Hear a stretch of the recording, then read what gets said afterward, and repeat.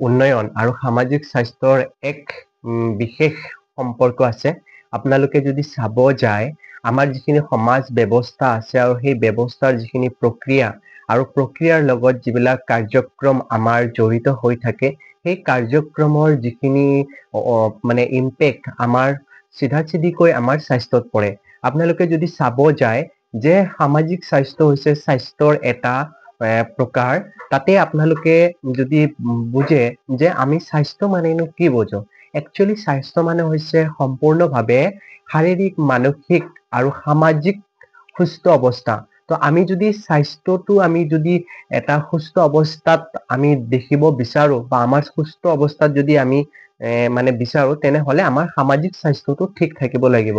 সেইকাৰণে সামাজিক স্বাস্থ্য আৰু সামাজিক উন্নয়নৰ যিবিলাক প্ৰক্ৰিয়া আছে সেই বিষয়ে এক ওতঃপ্ৰোত সম্পৰ্ক আছে আৰু সেই সামাজিক উন্নয়নৰ যিবিলাক প্ৰক্ৰিয়া সেই প্ৰক্ৰিয়াৰ যিবিলাক মানে কাৰ্যক্ৰম তাৰ কাৰ্যক্ৰমৰ যিখিনি পজিটিভ ভাইব সেইটো আহি আমাৰ সামাজিক স্বাস্থ্যত এটা ভাল মানে অৰিহণা যোগায় আৰু যিবিলাক বেয়া বা মানে কাৰ্যক্ৰম থাকে সেইবিলাকে আমাৰ সামাজিক স্বাস্থ্যত এটা বেয়া প্ৰভাৱ পেলায়।